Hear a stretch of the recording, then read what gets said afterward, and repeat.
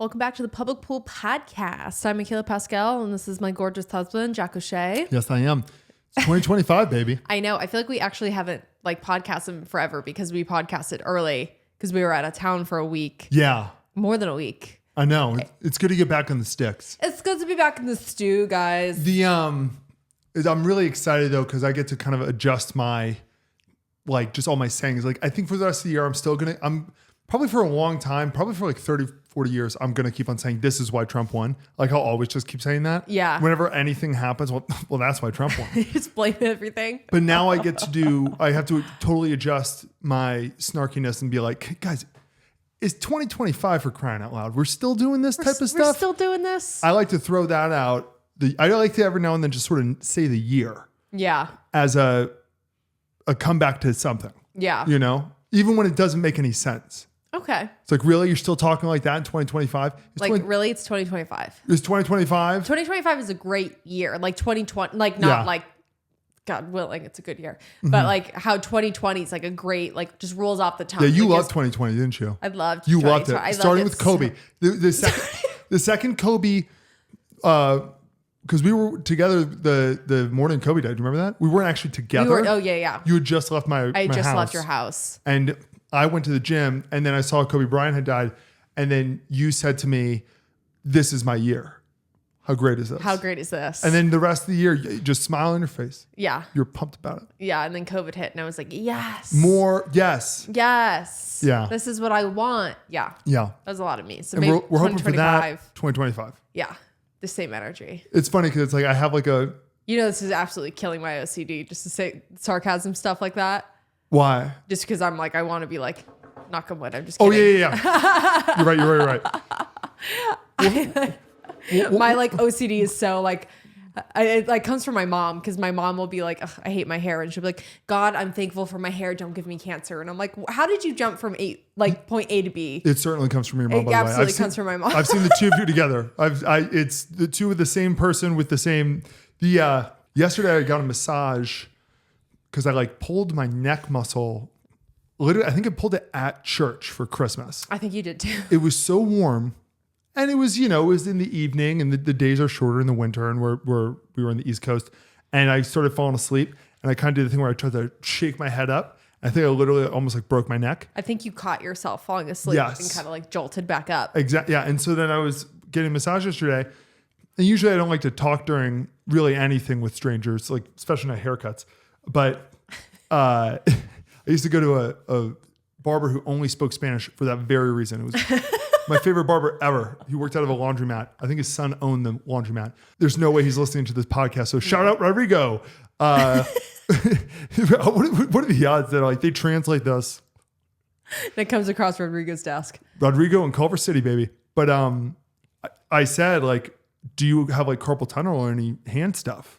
Because she was talking about how it's harder to massage certain people. She said I was very easy to massage. Yeah, because they're so strong and muscular. I think it's easier though because I have the different muscles and whatnot that can find them. Yeah. That's that muscle. It's your muscles are out. My muscles are yeah. And the second I said, oh, do you have carpal tunnel?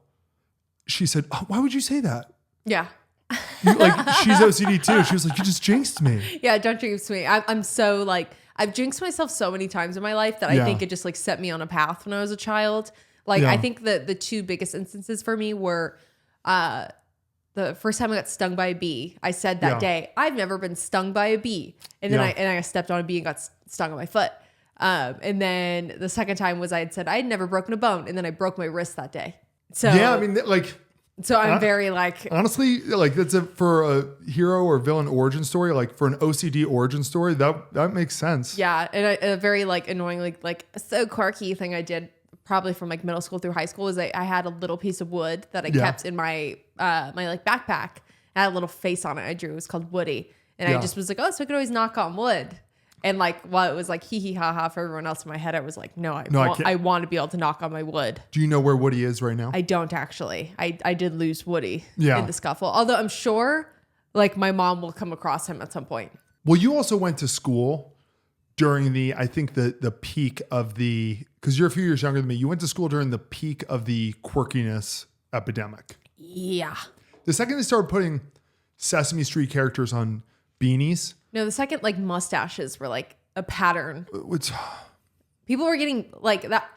I want to know who the millennials are. Like, are you guys still out there? The ones who got the mustache tattooed on their finger like this? You know what? If anyone's out there, like, I just want to know. Like, is it still on there? Did it fade? Like, I knew a couple girls who had it. I should double check. Like, what's going on, guys? I mean, fortunately, it's a tattoo that like it's on the inside of a finger. And honestly, it's still kind of funny enough. I never really thought it was funny in the first place. I really got it. I like what's a funny thing that a trend that changes over time that people don't really discuss enough is what is everyone's kind of go-to picture face. Yes. You know? Uh-huh. Because there was the Zoolander for a while, and there was what was the duck face? This one? Yeah, duck face. Like I feel like it changes all the time. And I'm not talking about like models. I'm talking about like like for selfies. Peace sign. This. Yeah. Because there was like 6 months where everybody was putting mustaches in front of their face, and it was like, just smile, dude. Yeah. No, and then there was a point, I wasn't a little too old for it, but like I didn't really do it. But like I feel like when I was like a senior, like the freshmen were doing it. Yeah. Oh shit, maybe I was part of it. I don't remember, where it was like this like weird thing like this in pictures. What was this? Like, it's kind of like, if like for audio listeners, it's like putting like 2 fingers like over your eye, like the peace sign thing. It looks like a weird like gang sign. Right? It does. Yeah. But that was like a thing. I like in middle school, like I went back through like a lot of my pictures not too long ago, and I was like, my tongue is sticking out in every single picture. Yeah. I was like, girl, put your tongue in your mouth. But and it was like, that was the trend. Yeah. And because Tumblr was a big thing. Mm-hmm. I think Tumblr was the root of this. Yes. Tumblr was crazy. Did Tumblr place. Die? Tumblr did die. Like it's not a website anymore. No, it is still a website. People just don't use it. People don't use it because the big thing was that they revoked, how many minutes are we in this? 8 minutes. Adult content? They revoked adult content off the website, and that was a really big thing that they had on there. But like, so like Tumblr girls were like a really big thing when I was like in middle school and high school. And like, there's this girl like Keisha Brentley. But like, so the way she would smile in all of her pictures was like, she'd like kind of like squint her eyes, and like this is like the look. Yeah. It's kind of like this half smile. Like, yeah, it was like a very weird like thing. And so it was like, everyone's kind of squinting their eyes in pictures for a while. Like the sun is in your eyes. Like, I don't really know what it was. And what's funny is right now, if we took a picture and we looked like that, we'd be like, oh, well, we can't post this picture. Yeah. It doesn't look good. I feel like, yeah, that was probably a big part of Tumblr's business, the adult stuff. But it feels like most of the other stuff, none of the other stuff was like, why did everyone leave? I think it just, the fad of it died out. And then the reason that people kept going back to it was for the adult content. And then when they lost that, it's still a website. That was their base users. Yeah. It filled up a pretty good percentage of the users. And then sometimes they would go over to see that one girl smile with her eyes closed. Yes. I was going to say, I feel like I could actually see, because I feel like the whole like Y2K thing is like back, and like now I feel like the 2010s are going to kind of start to like really resurge, which is fun. Yeah. I could see like a resurgence in Tumblr happening, especially if like the TikTok ban happens. I feel like people will kind of be looking for like a new. I don't think it'd be Tumblr. I don't think like you can resuscitate websites. I think I could see it happening though. When did that ever happen though? When has a website ever been like? But I feel like if it was going to be any website, it would be Tumblr. What was the last time you used Yahoo search? Like there's just certain things where it's like once it's dead, it's dead. It's dead. But there could be a new platform that's like, we're going to just be Tumblr. Yeah. Yeah. But yeah, so we just got back from like over a week long trip. We went to the East Coast to see our family. It was it was kind of a longer trip. So we went to DC to like your parents' house for Christmas, and we were there for like a week, and then we drove up to New York for your brother's 21st birthday. Yes. Like we just had like a full thing, and like in the last episode we were talking about, we had our dogs the whole time. My God, it was a whole adventure. It was.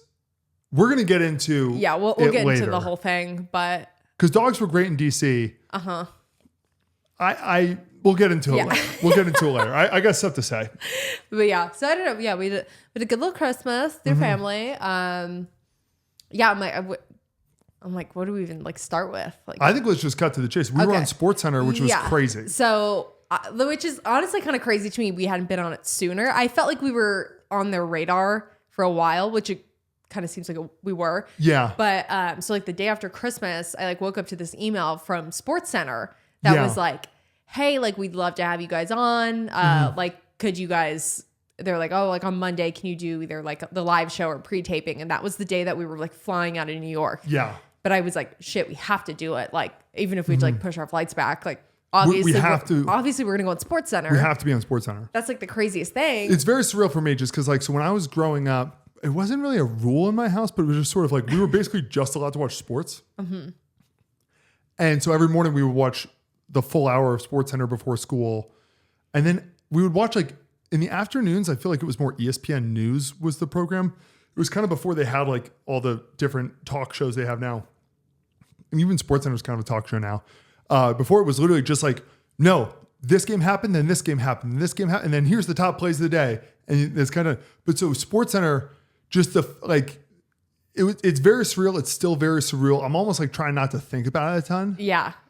Because I was going to say, for me, it was really funny. It's hilarious. Because I was like, I don't understand the magnitude of Sports Center. Like, I like can't emphasize enough like how little I know about sports and like that world. And like, it was like basically like just me and my mom for a long time. Yeah. Growing up, and obviously my mom's not into sports, and like my dad always worked out of town, so it was like sports were never on in my house. Like that's not. And your dad's not like a conventional sports fan. I feel like he's like he likes football and like boxing and UFC stuff. Yeah, he likes sports. Yeah, like.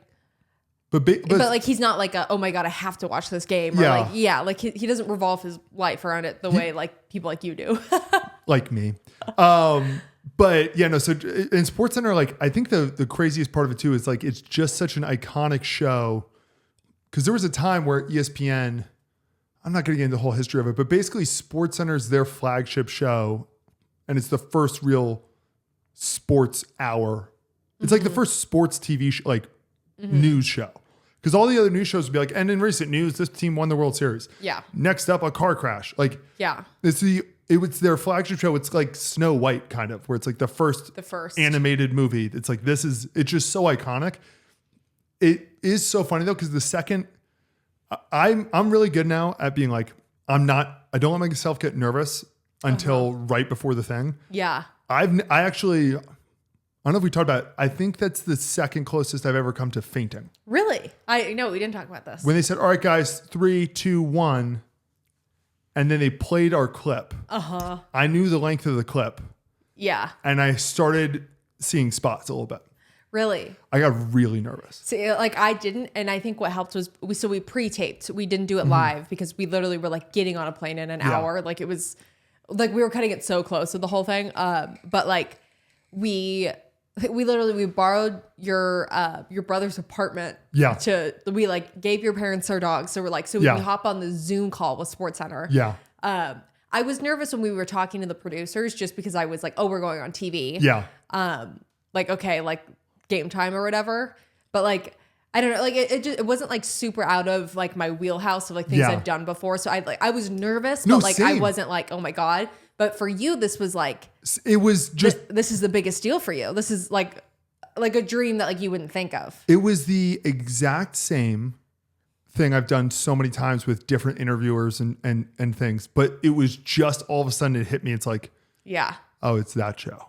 Uh-huh. Like if it was literally any other ESPN show, I wouldn't give a shit. If we were in studio, I think I would have been 10 times more nervous. I would have been, I think, more comfortable. Yeah. I wish we were in studio. That would have been just like cool. Yeah. But because we were on a computer, it didn't feel very like real to me. I was like, oh yeah, we're going to do this thing. It still doesn't feel super real to me. I've had this weird bit of anxiety ever since we did it. I can't really explain. I don't know why. Well, it's also anytime, I know you feel this. One time you said you posted, what was your TikTok that went? The Miranda Cosgrove run. Yes.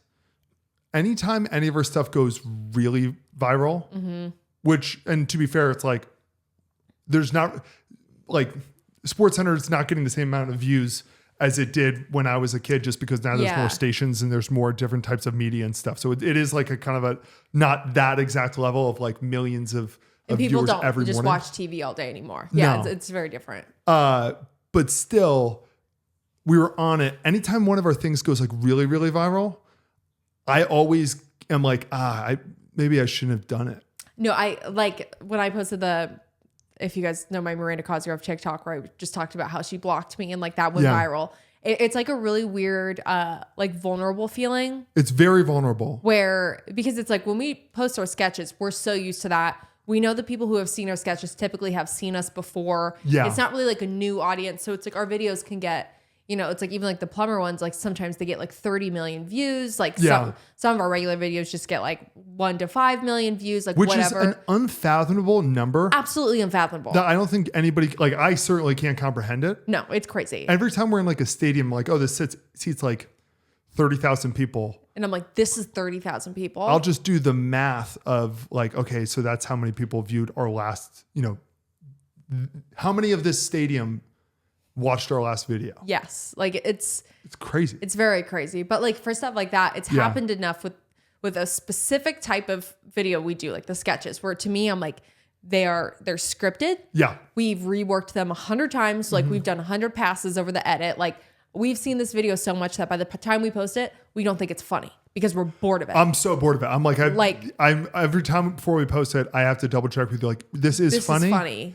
But yeah, whenever we do something new, something about it feels vulnerable. Like even when the sports gossip kind of started getting traction, I was like, especially because for the first time we had women watching us. Yeah. That was very different for me and like, or both of us, especially. It was like, shit, these are all new people. They don't know who we are. Like it's a very vulnerable, like all of a sudden you feel like, do they love us? Do they hate us? Are they going to turn on us? Yeah. Or like I've explained to my therapist before, I feel like it's a very like I'm gonna get caught feeling, but like for what? Really is, it is because there's just all of a sudden it's funny. It's just not a very relatable conversation. No, but I do think it's weirdly interesting because I don't think I've ever heard anybody talk about this. Yeah, it's weird. Like because basically imagine this if you're listening, it's like imagine like you post a picture on Instagram and like the entire world, not the entire world, but like. An unfathomable number of people see it and are able to think about it and comment about it and talk about it. Yeah, and send it around. And even if it's like, it's all very positive, it's just a weird feeling. Yeah. It's just weird. And so it's one of those things where like next week I can be like, oh yeah, that was fucking awesome. But ever since we were on it, like when we were on the flight, I was kind of like, whoa. Yeah, I was trying to take a nap on the flight. And every time I was closing my eyes, I was like, everyone online hates us and I don't have Wi-Fi and I can't see. As if me being able to see this would stop any type of hate or whatever. Yeah. And also if people hate us, who cares? Like, who gives a fuck? But it's so much bigger in your mind. And so because this was so different and this felt so big, it felt very like we haven't watched it back. We watched it. I don't think I'll ever watch it again. So by the way, we were talking to them. It's like, let's go back on. I'm so down. Going on another time, I'll feel so much better. Yeah. It was just the first time. We did the thing where we basically drank hard every night for like 10 straight days and then stopped drinking the second we got home. Mm-hmm. And so there's such that like anxiety feeling of like, yes, I was already anxious. My heart was already going weird beats per minute. Like so the night before we went on SportsCenter, it was like we were in New York City because it was your brother's 21st birthday. So it was like, okay, like we were going to drink. We had like a big family dinner and like, I obviously like wanted to drink. I wasn't like gonna like not celebrate because we had this thing in the morning and like be boring. Like, I don't know. So it was like, I drank. I wasn't like horribly hungover or anything, but like it was like that. And then we were in like a small hotel room with our dogs. And then like, it was just all these things where it was like, and then I was like, okay, we have to wake up. I was like, we're checking out the hotel. We have to pack up all of our stuff. We have to get ready. Yeah. And then I was like, okay, we have to get to your brother's apartment. And that's when I was like, can we walk? Because I was like, I need to like greatest call ever. Yeah. I need to feel air. Yeah. Before we like actually do this because this is a really big deal and I kind of want to breathe for a second. I was like, I don't feel well because I'm hungover. Yeah. And then when we got there, after we talked to the producers on the phone and stuff like that, I was like, okay, shit, this is real. And I was nervous. And then when we got on, I was okay. But like, the whole thing, I felt so overstimulated up until that moment. What's another part of it too, for me especially though, is because we do everything, every single thing we make, it's just the two of us. For the most part, I set up all the equipment. I deal with all the tech stuff. Yeah. Not having full control. Yes. Because like our audio wasn't great. Not having full control of that's like my OCD. Yeah. Where I'm like, wait, let me double check it on my end. Yes. Like, yeah. It's like if we were home, it would have been so different. Mm-hmm. Like there's just so many things. And like, I don't know, but it was either way, cool as shit. Coolest amazing. thing ever. I know in a few days I'm gonna be like, wow, but right now I can't think about it. I know we like couldn't watch it. We watched it live because we were like, okay, we should pre-tape. And then literally on our way to the airport, it like started airing. We were like in the middle of like getting out of the Uber. We're like, they're like introing us to the show. And I was like, holy shit, this is so cool. Yeah. But like, we're literally walking into the airport. It's chaos. Like it was the most overstimulated. Like I wish we had like one more hour just to be like, okay, let's watch it live. Like let's sit here. Like it felt so rushed. We were literally checking in our bags, like talking to the lady, and she was like, put the next bag on the scale. As it was playing, we each had an AirPod in, listening to ourselves. That was so fucking trippy. All right, we covered that. Can I know? Well, I just want to say, like, it was just great. So, like, thanks so much for. Oh my god, thank you so much. Let's go on. Oh yeah, thank you guys too. And like, I know, like, thanks for watching it. Do you know what's crazy? This is our 21st episode of our podcast. Yeah. Like, we went on Sports Center after 20 episodes of the podcast. That's crazy. That's crazy. That's the coolest shit ever. Yeah. So it's like, that was awesome. ESPN was awesome. Christy Williamson, she interviewed us. She was awesome. Like, oh yeah, she's awesome. Like everyone was just so great. At the Bald Lady. Yeah. Yeah, it was just a really cool opportunity. It's going to hit me later. And then I guess I heard that right after us, they rolled into some segment about Jimmy Carter. Which I love. Which, by the way, can't remember. He's from Georgia, but I don't know if he was a huge Georgia fan. I don't know what the sports relation to that was, but love it. Yeah. But yeah, thank you again so much. And again, Sports Center will go on whenever. Yeah. Okay. I do have to say something though. Okay. I realized this past week, I'm like, oh, I'm getting old. Because I don't get the hype around New York City at all anymore. I hate to say it, I agree. And things I used to. Same. I love New, and I even was excited to go this time. I always feel like, oh, it's such a vibe. And like every time we're there, I kind of have a moment where I'm like, man, should we just do this? Should we do this? We should have done a year here, like before, like something like that, like before we had 2 dogs or like whatever. Like we should have done a year here just for fun. It seems so fun. Like I kind of get FOMO over the fact that like I didn't live there for a year or something like that. Yeah. This was the first time I was like, yeah, no. Literally all 4 of my siblings all live in New York City. All of them. So this isn't an attack on them or on anybody who lives in New York City, although I probably will be attacked. And I'm from Long Island, New York originally. Yeah. I used to go in the city all the time. I used to really get it. And I love the idea, the vibe, the concept of the people in New York. Very cool. I used to. I now don't get it. Now I'm like, you know what? I am cool to visit once a year. I don't need to live there. Okay, for starters, everything is so claustrophobic. Everything is so fucking small and tight. Oh my God. It is like, we had like the nicest hotel room we ever stayed in New York City. It was the size, basically of like, honestly, this studio, which is the smallest room in our house. Including the bathroom. Oh, of course. Yeah. Oh, of course. There's nothing better than having the bathroom 2 feet away from your bed. Yeah. And we're in a nice hotel. And I guess to me, though, the real thing is like, it's crazy just seeing all the people just like so normal and cool with it. I know. How tight That's it just is. their reality. Also, can we just talk about, so New York City transportation. That city has 85,000 ways that people get around. Yeah. They all have like cool names or hip names or whatever. And they're constantly coming up with more ones.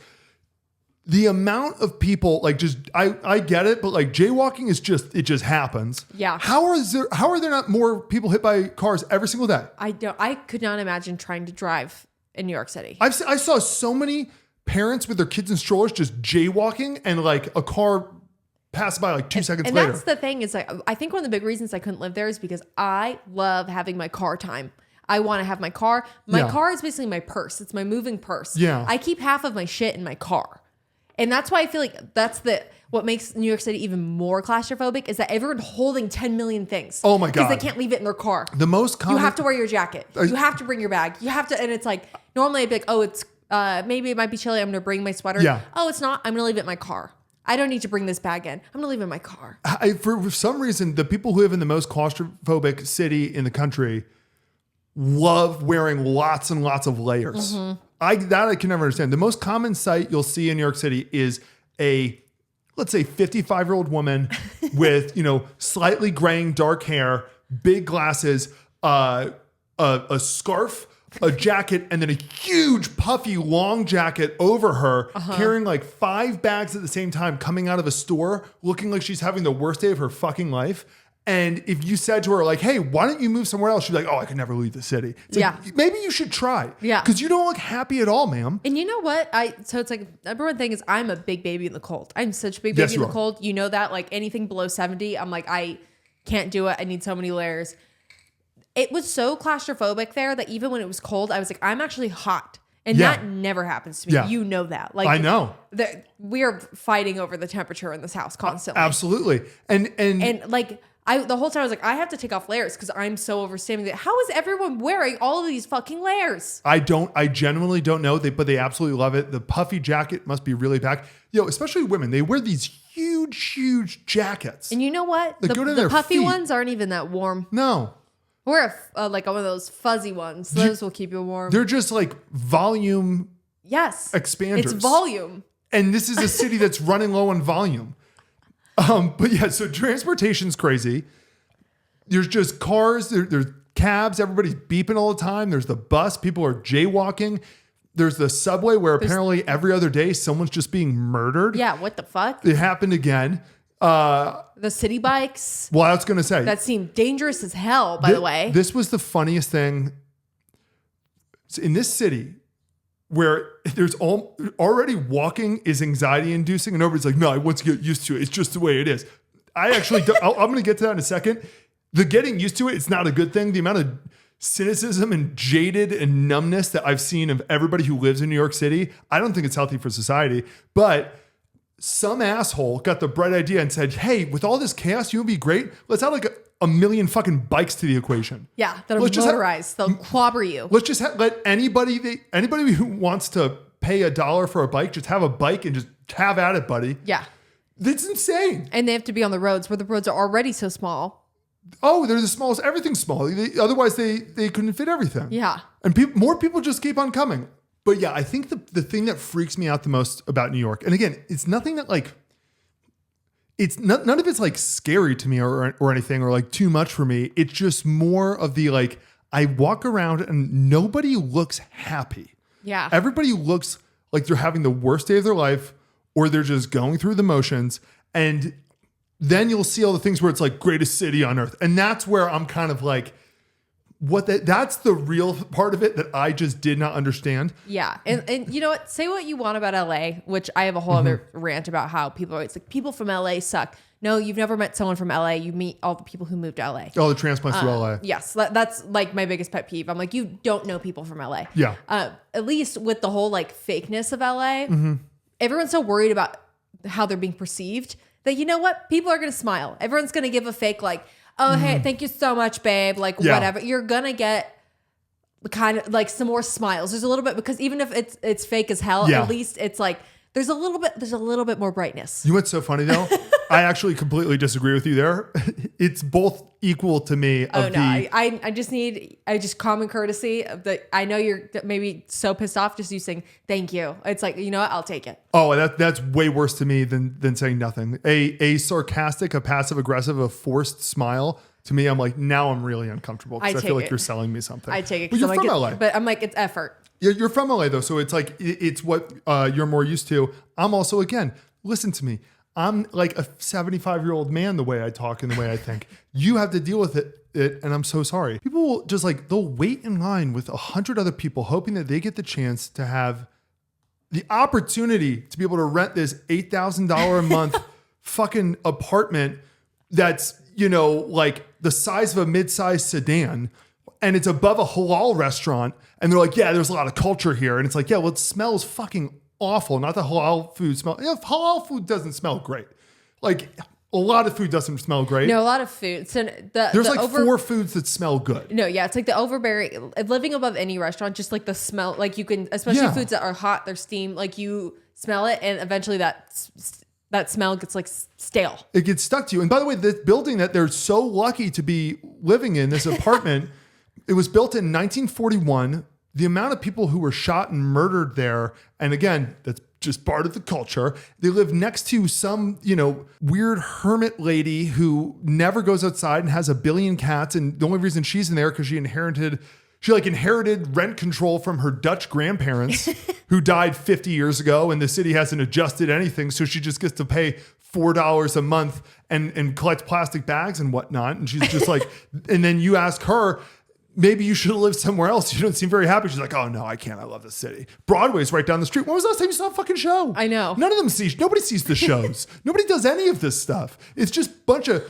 hipster. I mean, you know what? It is a melting pot. I'll say that. It is a melting pot. Not in the way that we think of it. It used to be a melting pot where it's like, yeah, you got Little Italy, and here's like where the Irish people live, and here's where the Jewish people live, and it's like, oh, we're all right here, and it's all a melting pot. It's not that anymore because everybody's now blended. It's just the different types of like personalities that people wear. Like our hotel was next to, I walked the dogs every day, and we were surrounded by these like hipster bookshops. And so there was just a bunch what was that? On the middle of a fucking Tuesday, a weekday at 11 a.m., you would just see a bunch of guys with glasses wearing way too many layers, looking way too cool, reading the backs of books like, oh, maybe I'll read this later. Like, get a fucking job, buddy. How are you living? Your parents must be paying your rent because there's no way. But you're like, this is my New York life. You know? Yeah. And that's just sort of the energy that I got the whole time walking around. I couldn't get enough of the bikes every 2 seconds. They romanticize these words where I'm like, well, let's break it down. Like I kept on hearing people be like, well, we don't actually have like convenience stores. We call them bodegas. Yeah. And it's like, oh, what's a bodega? And they're like, it's a convenience store. And it's there's like one in every block. I went into these. Here's the pro. They have everything that a convenience store has. And sometimes they have a deli. Yeah. They're not convenience stores though. In New York City, bodegas are now just portable vape shops. Yes. Every time I was in there, I was get in line behind 6 people because it's New York and there's so many people. I swear to God, only once did I see someone not say, and can I get the lemon mint strawberry 7 milligrams? And the guy behind it, and God bless these guys, because I actually really like those guys. No, they seem like they're the best. They're the best. But at a certain point, these bodegas need to understand, like, memorize what's behind you because they never fucking know.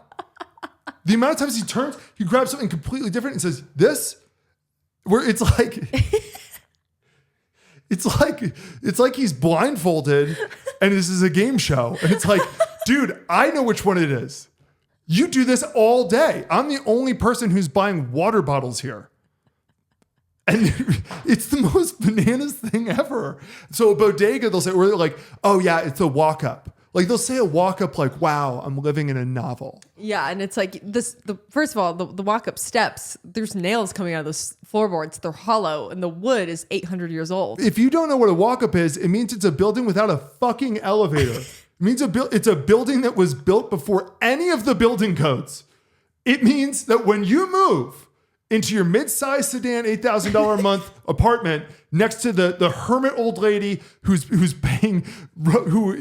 inherited rent control from her Dutch grandparent immigrants, you have to carry all of your shit up. Oh, and by the way, you better not bring any of your old stuff because it won't fit.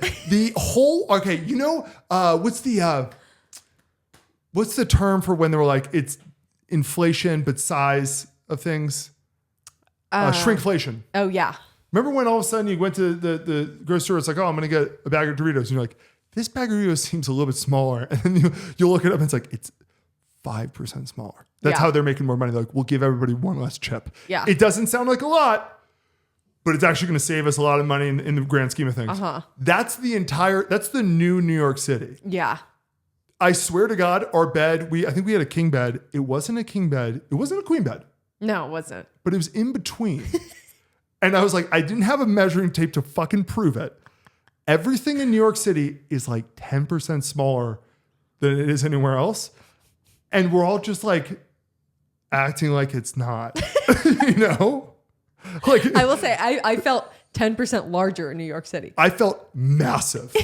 I felt so uncomfortable. I told you the second day, I was like, if we ever moved to New York City, I think I'd be like, I got to lose like 30 pounds. Yeah. And I'm not like I have like a bigger frame, but I'm not like a really big guy. Yeah. But I mean, New York was built. I mean, here's the thing though.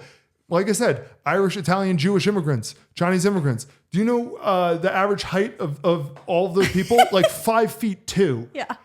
it's recent that everyone's so large. It's very recent. So it's like, yeah, at the time. It made sense. Make a mini city for the many people. Girl, the sinks alone, like this, I swear to God, the little, the faucet and the knobs, you feel like a giant. So I feel like Buddy the Elf. But they don't mention, nobody talks about it. We pulled up to the hotel, we're taking the bags out, we put them on this little trolley I was like, either I'm going crazy or this is the smallest trolley to put your bags on. It's like a custom made size. Everything's custom made. It's very strange. I don't really get it. Like, and just, we're all just kind of, I mean, the other thing too is just like, what goes for cult? Like, everybody's just kind of like, it's the city, just excusing all the awful things is like, wouldn't change it for the world. And it's like, really? Because I see that homeless person literally shitting next to that dog. And the guy's looking at his phone and he's just like, that's the city. I'm 70% sure I stepped over a dead body. Oh, yeah. Oh, yeah. Oh, we probably did. I don't know what that was, but when there was just a big rug, there was literally a rug blocking the sidewalk that was like in between two buildings. So it's like you literally could not go around it. And so everyone started to jump over it. And I was wearing like a jean skirt to my ankles, like a modest skirt with like high heel boots. And I was like, I can't go over this unless I step on it.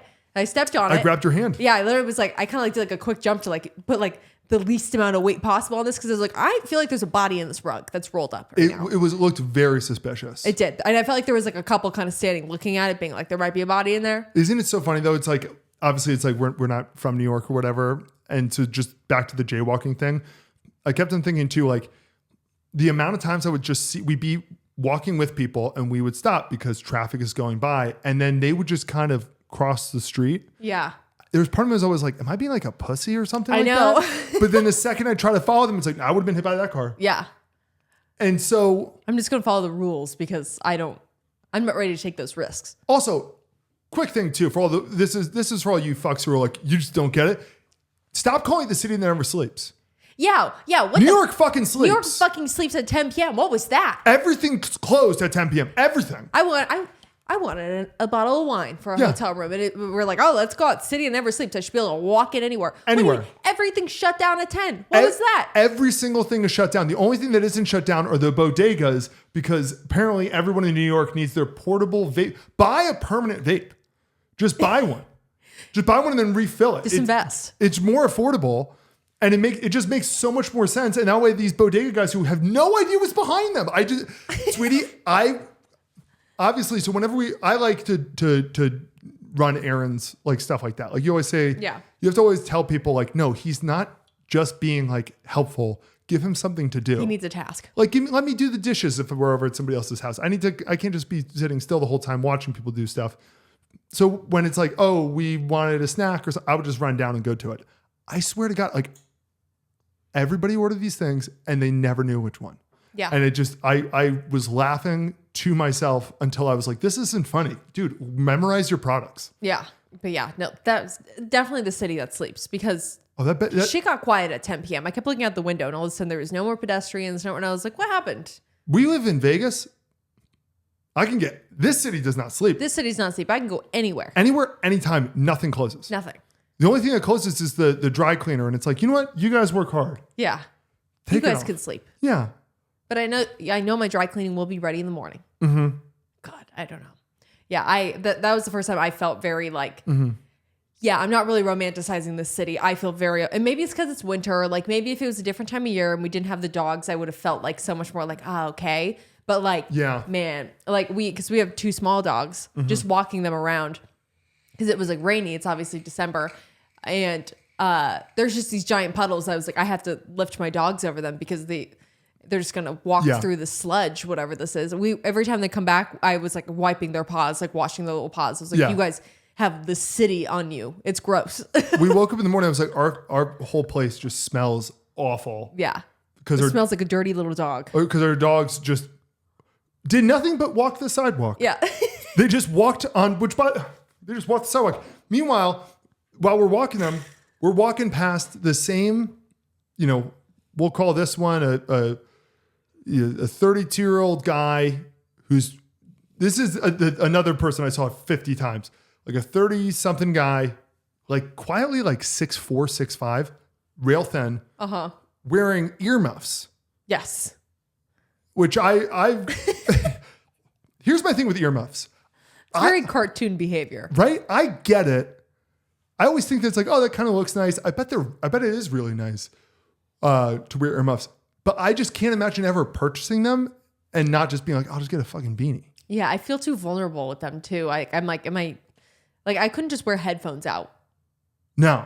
I'm like, I need to like have my head on a swivel. Yeah. I don't know. They'll be wearing earmuffs, walking a dog that they have not looked at.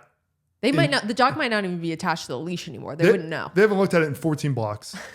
And looking at their phone, wearing the biggest down coat as they're walking the street over dead bodies and homeless people and past restaurants that are yelling at them. I just don't get it anymore. And you went, I was like, wow, I'm older, because I swear when we went 2 years ago, I was like, this city.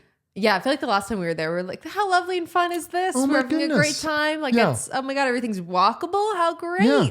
No, this time I was like, I'm ready to go home. I will say this, though. 2 compliments to New York City. 1, considering the amount of people that live there, they do a really good job. Yes. Anybody, I mean, baby, if LA had that situation, LA would have collapsed. It'd be Gary, Indiana. Yeah. Like they would have given up. Yeah. The Gavin Newsom would have been, it's basically what's happening in San Francisco right now, where he's like, we're trying, we're throwing money at it. We're trying. And then the other thing is, New York is incredibly safe, all things considered. Yeah. Except for maybe don't ride the subway for a while, but also at the same time too, I know it's like, it's so nice. Just don't stand near the edge of the tracks. When we came home, I was like, oh, the suburbs. Oh my God. Oh my God, how lovely. I could stand up anywhere in our house, extend my arms, and I have very long arms. I'm built like a swimmer, where I have the legs of a 5'8" man and the torso of like a 6'10" man. And I could swing my arms around and do circles. I wouldn't hit nothing. But when we got home, it was like, we needed to separate. Why every time a government official speaks, why do we have to have a sign language person doing the thing? I think because it's public information. I know that. I just feel like there's been too many. We've caught too many fake sign language translators recently. We really have, and that's a hilarious thing to happen, because you know how there's so many people who are like in the field of like teaching sign language. It's like, it feels like if anything, like a job where it's like there's too many qualified people. I don't get how anyone can even possibly do that though. And obviously it's like, I don't speak sign language, so I don't know it, but like to be able to hear and just immediately translate it sounds fucking impossible to begin with. But also just with how good they are with subtitles now, I feel like that is true. Actually, I guess subtitles are a thing. Why? I basically, my point is, how many deaf people do you think are watching these like, you know, announcements or press conferences or something and looking at the sign language person be like, oh, they said that, huh? That's a good question. You're so right with the subtitle thing. Because I think the over under is 0. Because I don't think anybody's doing that. It would make more sense if it was like almost like an inauguration type situation where it's like, this is a live, I'm standing here, I'm deaf, and I need to like live translate what's happening. Yeah. I'm not watching a screen. But the subtitles are 5 seconds behind. Yeah. I think and I can't imagine it. Also just like for sign language, it feels like it's a very, again, this is me knowing nothing about sign language, but I feel like a lot of stuff gets kind of lost by interpretation. Also, we totally biffed it with sign language. Why do we not just have one sign language? There's different sign languages. Because the fucking Europeans are weird. Why do like half the countries in Europe drive on the left side of the road? Because they're like, fuck you, we're better than you. And now fucking sign language, people who speak sign language can't communicate with people in France. Yeah. That should be the universal language. It should be. It's sign language. We should basically all be taught sign language. But we shouldn't, because like I was saying, like so many things get lost in context of there's so many synonyms for words. Like I can't imagine that they have like sad, depressed, down, all all of these, like those different words that mean kind of the same thing. But I think it would just be one word then. That's what I mean. It's one word. So like a lot of these adjectives, I wonder if anything gets lost for deaf people in the context. Probably. Of being like, well, that's not really what he meant. But if they wrote the actual adjective. Yeah. I feel like that'd be easier. I know, because I actually would love to learn sign language. How do you look up a word in sign language? Like if somebody said an adjective that I didn't know, I could basically kind of try to Google it. But if it's like if somebody signed something I didn't know, I'm just like, right? You're right. Right? You're right. I mean, I could go even kind of deeper where it's like, I believe sign language is a thing. I don't really believe. You don't believe sign language is a thing? I do believe it's a thing. Are you a sign language denier? No, I believe that it's a thing. I think people making symbols with their hands has always been a thing. I just think that I think that people really overhyping the ability of it as a communication tool. I don't believe that it's as effective as we're being told. I think it's pretty effective. I'm not going to lie. I think it's effective for where's the fucking bathroom. But I just can't imagine. I think it's a pretty in-depth. Sweetie, there's only so many things you can do with your hands. I know, but there's always so many. But there's different motions you do with it. I think. Yeah. I don't know. I'm gonna have to take away your sign language Be denier. Right. You're right. You're right. I know I'm not only wrong, I'm wrong. It's wrong to say these things, but if I can't share it here, where can I share it? Every time. Is this a safe space? I've just like every time I've ever seen like, oh, President Biden's delivering an address. Meanwhile, he's mumbling half the time. The sign language person's still fucking going. I know. Like, do they kind of go a little bit slower? Like, how do they put it in? Every time I see that sign language person, I'm like, bullshit. Yeah. I'm like, I call bullshit on half of what the words you're saying. I love the ones at music festivals. There doesn't need to be one there. Like, guys, there doesn't need to be. Because again, okay, I can see a deaf person. I know I can't. Why? They're going for the dancing. If anything, then, or the visuals. Then I want to look at Becky. How does somebody even get into that? Because you know what? Yeah, because it's like, I guess they don't necessarily need the lyrics because, like, Ariana Grande like makes my like favorite music. Yeah. The way she sings, I don't know half of the words she's saying. Gangnam Style was like the biggest YouTube video of all time. Yeah. People didn't know most of the words. Oppa Gangnam Style. No idea. Half of it was in English, and even the English ones, I was like, he's using that in the wrong context. Man, I love Psy. Original K-pop king, you know? I do love Psy a ton. He's so good. He's also I love any funny musician. Me too. Good musician who also happens to be funny. Yeah. And not forcing it. Our girl Bama Barker's back in the news. Did you see that?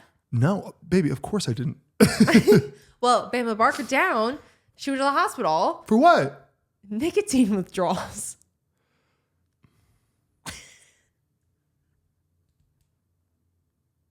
I was like, is that a thing to be hospitalized for?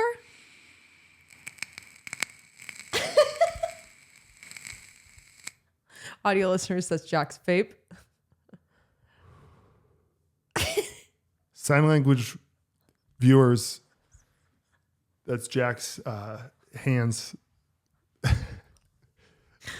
That's not a thing. Right? No, it's not. I was like, what? Unless it's like elective. Does she want to get like a Valium or something?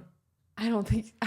Because that's like, I mean, it sucks, of course, if you're addicted to nicotine to be like, you're going to not feel so good. But like, you'll feel ornery. If I was a smoker. You'll literally feel, you'll just be upset. There's nothing. Like if I was a smoker and I today took a pregnancy test and found out I was pregnant, I'm not going to be like, all right, time to wean off the cigarettes. I'm going to have to. Nope.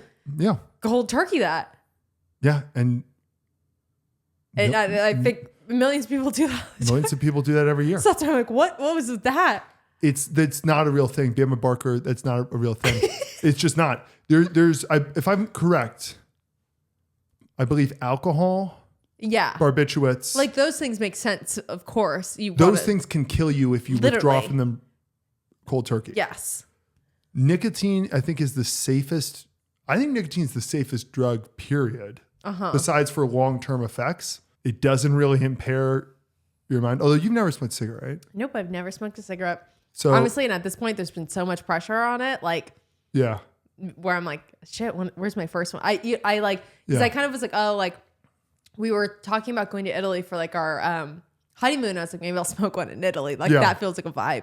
Now I'm kind of regretting like not smoking one on our wedding night or something like that. Did you smoke one on our wedding No, night? I didn't. That's what I'm saying. Like I regret not just being like, fuck it, tonight I'll do it. You know what? I knew you'll have to do it one time. No, I know. But now there's so much pressure on the like, when am I going to do it? Just because it's not going to feel the way you think it's going to feel. Yeah. I feel like it's going to feel bad. The first time you smoke a cigarette, like that's the funniest part about nicotine addiction. People don't really talk about it. You kind of have to work for it to get addicted. Yeah. Like you can't, like the first 10 times you smoke, probably even more, you get so dizzy you have to sit the fuck down. Yeah. And you'll feel sick and you'll be like, I might throw up. So I think about it every time I see fellow nicotine addicts. I'm like, we all went through this thing where we wanted it. Clearly, you worked for the nicotine addiction. We wanted to. Yeah. That's so silly. Yeah. But it was because every now and then I'll be like, hee, I'm silly. I'm gonna hit your vape. And then you choke and die. And then I choke and die. Yeah.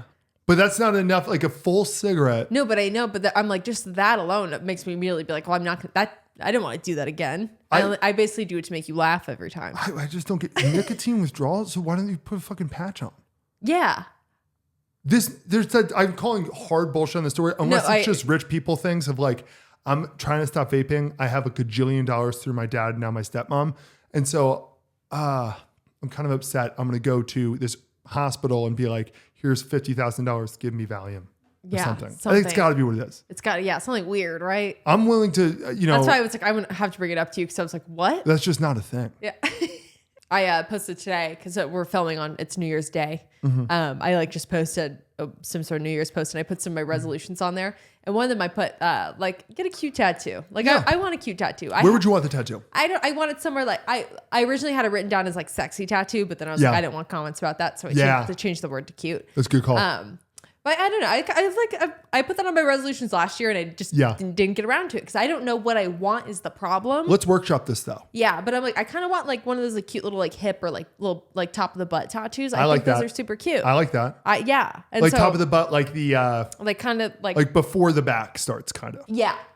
Top cheek. I like that. Top cheek. I think that'd be cute, but I just don't know like what I'd get. So we're thinking because I feel like we've talked about this like somewhat before, but it's like not color, black or charcoal, right? Yeah. I just feel like or the reds every now and then are cute, except you can't remove red. I think I've heard. Oh really? Yeah, I don't think you can, and so that's the only thing. I'd have to see it because it's like something like that where it's just sort of like a standard like kind of more neutral color thing. Just because every time I always imagine when I see people with crazy color tattoos, it's like, does this affect your outfit choice? Yeah, and that's because these colors don't go together. That's why I don't think. If I was ever going to do arms, I think I'd do like full sleeve. I don't think I'd want like one or two. Like I'd want like a full sleeve because I'd be like, I'm committing to it. Are you thinking more minimalist? Yes, but I don't like. I just kind of want like a cute little sexy tattoo. Baby, I'm in. Give two. I know, but so I like put that on my list, and I of course just got like the guys like, ugh, there's no such thing as a cute tattoo on a girl. Like it's gonna age terribly, or like, oh, don't ruin yourself with it. And it's like, guys, do we live in the fucking 1950s? I fucking hate men. Also, by the time the tattoo's gonna sag and this and that, you really think the tattoo is what I'm gonna care about? I'm not going to show the tattoo if I'm like, oh, I look gross and saggy right now. You can hide it. Whatever. Oh it's my God. It's not like you're getting a fucking face tattoo. No. Like, what's who funny? cares? When people get face tattoos, for whatever reason, they don't get the comments of like, you look like an idiot. I feel like I guess because the people who would say that wouldn't even be following people. But just fucking, but like, I hate men. Every now that like whenever you see like old men with like sleeve tattoo stuff and like, it's like, it's clearly weathered and like whatever. I'm like, I think it's kind of cool. To be like, it's so cool. You got that thing forever ago. You're aged. Like I like it. Grain of salt though, because when we see that, we're thinking that they're like veterans or sailors who have retired. We have not gotten to the point yet of the big lion tattoo, the lion and rose tattoo. Like sagging. That's gonna be cool. And also, people's skin doesn't sag that much. Yeah. Right. Like it's like unless you lose an exorbitant amount of weight. people like it. Okay, it's not as taut, but like I don't remember anybody's skin like being like it's falling off his arm. Unless you're like 90, but also like we live in the era of like peptides and all that stuff where it's like we're gonna. Also, why am I gonna worry about my future tattoo sagging? What if I get hit by a bus tomorrow? When you're 90, baby, you're gonna regret this decision. Yeah. No. Ugh, what? Like saggy tattoo. What 90-year-old is ever like, I should have never gotten this 70 years ago? If my skin ever gets that saggy where it's like, oh my God, it looks terrible. Yeah. It's going to be saggy enough to where I can literally go to a doctor. They could cut off that piece of skin and sew it back up. If it looks that terrible, who cares? I always wonder if like, what if they just did that? I know. They definitely could. It's like a skin cancer removal. Yeah, just skin cancer this bad boy. I guess just like something like, I guess who would do that? Probably excessive. Yeah, I was like, its insurance wouldn't cover that because that's a weird thing to do. Well, insurance should not cover that. I'm not going to lie. Here's old man again. I would be upset if I found out people were getting elective tattoo removal covered by insurance. It'd be like, this is why the rates are up, guys. Yeah. There's other reasons too, but this is one of them. But yeah, I just was laughing at the comments. They're like, oh, don't do that to your chick. And I always like, forget. What? I always forget I have a tattoo. Yeah. I have tattoos. I have 2. Yeah, you do have 2 tattoos. You're right. I have one in my arm. I forget I have it. Yeah. Every now and then I'm like, oh, damn. The only time I really notice it on you is when you wear like a button down shirt and you're like, oh, I'm going to like roll up the sleeves. Cause then I'm like, oh yeah. Cause then all of a sudden it's like revealed. I look kind of badass. Like right there too. It's like, so cool. You know what? Like, yeah, I might be playing by society's rules, but I'm also not playing by society's rules. Oh my God. Here's my tattoo. Here's my tattoo. Oh my God. Yeah, I kick ass. Yeah. I like listen to rock and roll music. Yeah. And then you just have a big old tattoo on your butt. So that doesn't really, that's not really something you see. It's literally behind you. I never see it. I see it. I forget I have, the amount of times I've been to a doctor recently and they'll be like, check the box, do you have a tattoo? I say no, like most of the time. Do you? Yeah, because I forget. I'm like, no, I don't have any tattoos. I only have the one in my mouth that I did for a YouTube Which video. I don't really count that really. So I'm like, I don't really count. It was, also I loved when I did that. I'm your husband. I've never really seen it other than when you've been like, look at how much it's faded. So when I did this like forever ago, I did it for a YouTube video. I did it for like when I hit like 100 or 200,000 subscribers or something like that. My like 2 friends had like a ship name and I was like, oh, I'll get their ship name tattooed on my inner lip. Tarek, for my friends Tom and Eric. And I just remember doing that and I got so many comments that were like, you're gonna regret this. Oh my God, the things you guys do for views. This is so stupid. That has to be the softest thing to do for views. Literally since the day I got it, I've forgotten about it. Every now and then I'll be like, oh yeah. Shit, yeah. The dentist has never noticed it. Like literally I forget. Yeah. It's hilarious. Like if the dentist doesn't notice it. If anything, I'm like, shit, I should get it touched up because now it's just kind of faded and silly. Yeah. But I'm like, I'm just so past the point of like, oh, I'm gonna like, oh my God, you regret it's so permanent. And it's like, and I'm such an indecisive person, but I'm like, oh my God, guys, calm that was down. really not that crazy. Yeah. People get so worked up about tattoos and lately interior design, and that's a rant for another day. People love to be judgy about what other people do at the inside of their house. Like we're not in a fucking recession and fucking be happy you have a roof over your head. Let people do whatever you want. Who cares? There are people in New York City paying $8,000 a month. People in New York City for a mid-sized sedan-sized apartment. There's people suffering in New York City. Living next to a hermit who's paying inherited rent control from her Dutch immigrant grandparents. Okay? Be thankful. Okay? You want to do sports gossip? Hit me, sister. Okay, so if you haven't seen this segment before, which at this point I feel like everybody kind of has, but that's why you're here, bitch. I love sports gossip. Yeah, honestly, most people who probably watch it came from there. I love football. You don't love football. So I learned that the way I can communicate it with you is through football. So today we're actually going to... It's through football. It's through gossip. I'm still so... I know. So out of it. But from all the traveling. Today we're going to go over... we're not going to do an NFL division today. We're just going to go over a couple of news stories that I think you think are interesting. Okay, so the first one is Saquon Barkley. He's the running back for the Eagles. He used to be the running back for my team, the New York Giants. He is currently... We're going into the last week of the season for the NFL. Okay, so after this, it's the playoffs, and then the Super Bowl. Yeah, you have like the wild card round of the playoffs, and the divisional round, and then the conference championship, and then the Super Bowl, and then football's over, and then I got to figure out what to do on like Sundays and stuff. Oh my God, maybe because I'm not going to spend time with you. I will not be spending time with you. I'm going to take up a new hobby to get me out of this world. No. So Saquon Barkley, he's a running back for the Eagles. He's had an unbelievable season. So Saquon Barkley is currently 101 yards away from having the record for most rushing yards in a season. Okay. This is a really big deal. It's a 40-year-old record. We're now 41 years old because it was in 1984. 41-year-old record. A lot of players have gotten close. A few seasons ago, I forget who it was, got within 8 yards. Adrian Peterson, I think it was. He got within 8 yards of the record. Oh my God. It's an untouchable record. So he's 100 yards away. Okay. And also, let me prep you for this as well. Saquon Barkley is currently averaging 125 yards a game. So in theory, one game away. He's going to get it. So in theory, Saquon Barkley is going to have the most rushing yards record. Except the Eagles announced that he will not be playing on Sunday. Now, here's why. The Eagles, no matter what, they've already won the NFC East division. They're going to the playoffs. And win or lose, they're going to be the number 2 seed in the playoffs for the NFC. Okay.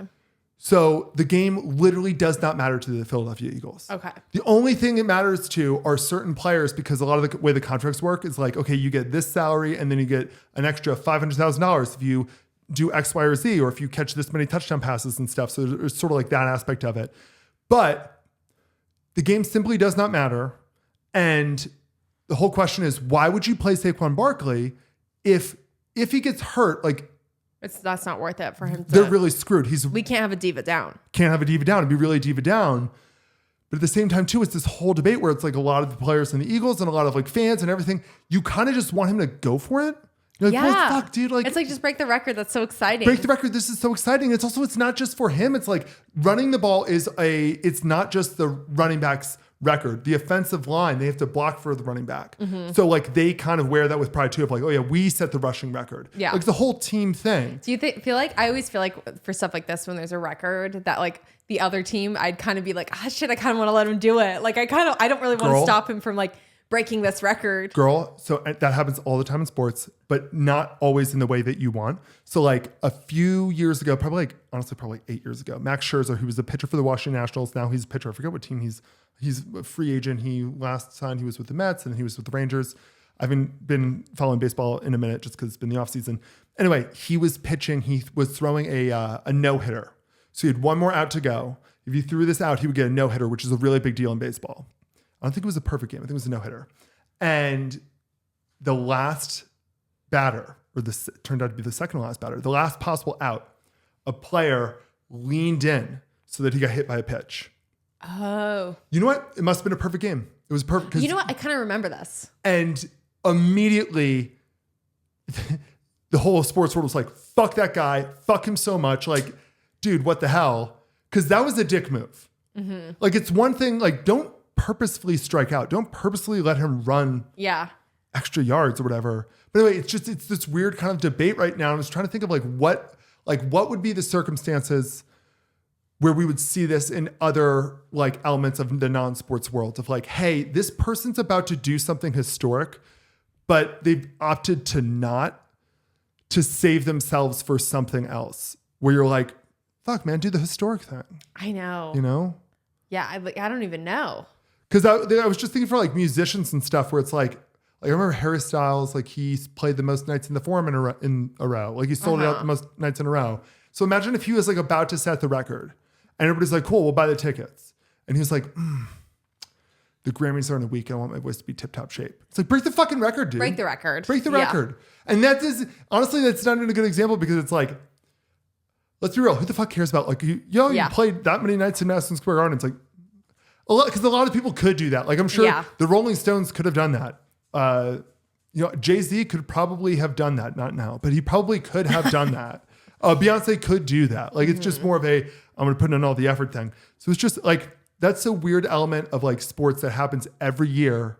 Yeah. Especially in football. But at the same time too, like I feel like you would sympathize a ton with Nick Sirianni, as if he's really in charge of the Eagles. You would sympathize with Nick Sirianni just being OCD and stuff of, if he plays Saquon Barkley and Saquon Barkley gets hurt, like, you are the whipping boy for the rest of time. Yeah. Because it was like, you dumbass. did that. This Like, game why didn't matter. It did not matter. It did not matter. Because you guys just wanted to do this weird side quest. Yeah, it's a stupid side quest. It's not the point. And so they are pulling themselves out of it, and you can't really criticize them because like the game doesn't fucking matter, but still it's annoying. And then the other big sports gossip, and this one's more of a sad one. Uh-oh. Okay, so on Sundays during the NFL season, what do I usually watch? Football. But like, what is the... Oh, Red Zone? I watch NFL Red Zone. With Scott? Yes. I love Scott. He's always so enthusiastic about football. So at the beginning of Red Zone, Scott Hansen says what? Get ready for 7 hours. Oh, of commercial-free football. Okay, so Scott says, get ready for 7 hours of commercial-free football. Going forward, starting last week, he changed his intro. He said, get ready for 7 hours of football. NFL Red Zone now has commercials. Shut the front door. So if you don't know what NFL Red Zone is, which I assume most people listening actually don't, because that's sort of the whole point of this. I only know because I think it's a really cool concept and because I've been genius concept. So impressed by Scott. Yeah. Because what's like the number one complaint I feel like I hear from you and from everybody else about football is like there's so much downtime. Literally, that's why I have yet to like learn fully the rules of football, is because all they do is stop, go, stop, go, stop, go, stop. And I'm like, holy shit, run the ball, play the game. And so play the game. The NFL Network came up with the genius idea out of the blue, where basically all these games are being played at the same time. They just cut to whichever game is the most interesting. So it's called Red Zone because the red zone is a term for within the 20-yard line, where it's like, okay, this team is supposed to score. At the very least, they'll get a field goal. And that's why it's called NFL Red Zone. So if a team's in the red zone, they cut to them. Or if a team's about to have a really important play, they cut to them.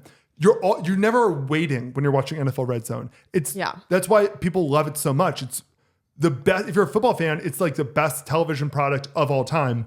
And the whole thing was, it's commercial free. We do not show commercials. And it used to be like, they used to be real like. And literally Scott does not leave. He's there standing the entire time. And that's why I'm such a big fan of him. Yeah. Because he's so dedicated. No pee breaks, nada. He's there standing, narrating 7 hours. And the only way that you can actually possibly do that is if you fucking love football that much. I think Scott Hansen loves football more than anybody in the planet. I can't imagine. I think so too. Like, apparently he gets like a little bit depressed when the season ends because he's like, God damn it, I bet. I want to do 7 hours of commercial-free football. Yeah. Anyway, so since it was started, they were very proud of, we do not show commercials. Every time you're watching a game, if all of a sudden they go to commercial, they'll immediately come on and say, apologize for that commercial. We're going to go to this game now. Because they're like, sorry, you caught us slipping. We didn't realize you were going to break. Yeah. Sorry, you caught us with our panties down. We did not mean to show you that progressive commercial. It's sad. That is sad. That's a diva down. It really makes you just appreciate Costco even more. Yeah. Like Costco, their old CEO, their former, because they now have a new one, their CEO basically said like, we might have to raise the price for the hot dog and a drink from $1.50. And what did their founder say? The founder said, I'll kill you. Yeah. They're not going to change. They're not going to change. They stick with their guns. Like this is what the foundation we're built on. Costco, NFL Red Zone. I'm trying to think if there's any other. I think Costco and NFL Red Zone I held in the same regard. I think so too. Of just like, no, those two are the two brands that stick with what they say. They mean what they say. Damn. And just diva down. Now we're getting commercials. And hopefully it's not that much, but that's what we said at the beginning. I know. I mean, we used to like, what was it? Was it like Amazon Prime? Like what's the one where like all of a sudden now they just show commercials before things when you pay for it? Dude, Amazon Prime, you're watching like 8 commercials before you're watching a movie that you like paid for. Like, listen, I'm about as far away from a socialist as you can. Actually, that's not true. There's a lot of people who are really far away from it. But like, I'm not, super like screw corporatism or whatever. But this is ridiculous. This is too far. They've touched football. It's gone too far. I wonder if like, could we sue them? Maybe, because isn't that like the whole reason you got YouTube TV? Yeah, it's the only reason literally the only reason I have YouTube TV is because of NFL Red Zone. Yeah. And now I don't know. I mean, I'm still going to fucking watch it. Yeah. It's still the best. I'll feel a little bit dirty. And here's what I want everyone to know. This is not Scott Hansen's fault. No, it's not. Leave Scott alone. Scott had no say in this. Scott's probably more pissed than anyone. Yeah. Because now he has to answer questions. Yeah. And he's like, I don't know the answer. All I know is that I can no longer say this word. And it's going to be, all of a sudden, we're going to start seeing like, oh, are you ready for the witching hour brought to you by Geico? I don't want to live in that world. No, I don't want to live in that world. I want the witching hour. I don't want the witching hour brought to you by Home Depot. Actually, I love Home Depot. Actually, but yeah. But damn. Well, actually, before we wrap up Sports Goss, should we just circle back to Sports Center and kind of recap? Because I forgot that we did, they asked us to do a Sports Gossip Live for them. So, sisters, this past week, we got to go on Sports Center, which was so exciting. It was a dream come true. It's still surreal. I still kind of can't believe it happened. That was kind of insane, sisters. Insane. But anyways, they asked us to do a Sports Gossip Live, and I feel like we should just kind of reiterate what we said on air. Yeah. Because honestly, it was good tea, sister. It was good tea. So basically what happened was on Christmas Day, there was a whole kerfuffle. That's really all you could really call it, because not only was the NBA playing, but the NFL was playing. Think of Christmas like Brad Pitt, like circa 2003 to like 2005 Brad Pitt. Biggest movie star in the world, paparazzi everywhere. Everybody loves him. He's changing his hair every 2 seconds. He's the big deal. He's a big deal. He's the biggest deal on the planet. People's sexiest man, I'm sure, like 5 years in a row or something. So you think you're Brad Pitt. That don't impress me much. Yeah. The Haim version of that's fantastic, by the way. So he's Christmas. Okay. He's Christmas Day. They're singing songs about Christmas. They're buying presents for people with Christmas. They were doing the same thing. People who don't remember this, we used to write and sing songs about Brad Pitt. We used to give presents every time we thought about Brad Pitt. You think I'm joking? We did this. No, we didn't. Brad Pitt at the time was dating Jennifer Aniston. Yeah. Who was a TV star and was still super famous, mega famous, but like them together, they were on the cover of like, what percentage of like tabloid magazines do you think they were on the cover of? Like majority, like 80% of like them. 80%. Like you could not buy, like People magazine was just another random picture of them walking out of like a store. Jennifer Aniston is the NBA. Very cool, very hip. Everyone's copying her hair. We love it. Everybody loves Jennifer Aniston. Everybody loves the NBA. And most importantly, everybody knows that everybody knows that Brad Pitt and Jennifer Aniston are together. Yeah. More people knew that they were together than knew who the president of the United States was. Yeah. So it was like basically NBA Christmas Day. The NBA owns Christmas. Yeah. Christmas and the NBA. After you open your presents, you turn it on and it's always like LeBron versus like Steph Curry. I swear to God, they had that game 50 times. But then all of a sudden, who comes along but Angelina Jolie, AKA the National Football League, the NFL, and says, you know what? Brad Pitt's pretty cute. Christmas is a pretty nice day. We're just going to take those things. Now, the NBA is pissed. And a lot of people are like, hey, this isn't fair. That's the NBA's man. That's Jennifer Aniston's man. That's the NBA's day. But what you have to understand is like Jennifer Aniston's a TV star. The NBA is big, but the NFL is a movie star. Yeah. The NFL's massive. The NFL is Angelina Jolie.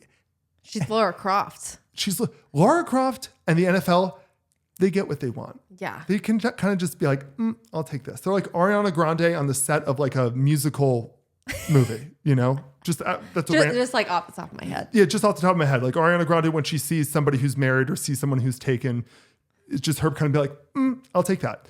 That's what the NFL did. Now, the NBA was really, really upset, and a lot of NBA fans were upset. And a lot of people were like, that's unfair. Why'd you do that? Just how we were with Jennifer Aniston. Everyone kind of feels bad for the NBA / Jen. Nobody was Team Angelina in that fight. But I'll tell you what, everybody understood it. It's Angelina Jolie. Yeah. I'm sorry, Jen, but it's Angelina Jolie. Yeah. What are you going to do? Man. It's the NFL. And the NFL just absolutely clobbered the NBA in the ratings like they always do because it's way more fucking popular. Yeah. Yeah. So basically, Brad Pitt, Christmas Day, Jennifer Aniston, NBA, Angelina Jolie, NFL, and gonna steal your man, aka your day. Literally the exact same thing happened. That's exactly what happened. Yeah. Damn. Is it? Yeah, I think that's pretty much it, girlies. Yeah. I'm trying to think of if there's any other wrap up. Yeah, we're in 2025. I'm hoping for this next year we're gonna have we're gonna kind of start ramping up the show a lot more. I think we're gonna start coming up with some more segments. I'd love to do some more like interaction stuff with you guys. Yeah. It's just I feel like we try to like soft launch the podcast, and now I feel like we're really moving. It's happening. Yeah. It's a new year. Hold on. Yeah. We just kind of really want to make like actually like make the show. Make it right. Yeah. Because we were like, oh, let's soft launch. This is episode 21. And so now it's like, all right, time to go in. No, we're moving now. We're moving. But yeah, I think that is the show. We love you guys, and we will see you guys next week. Love you. Towel off. Towel off.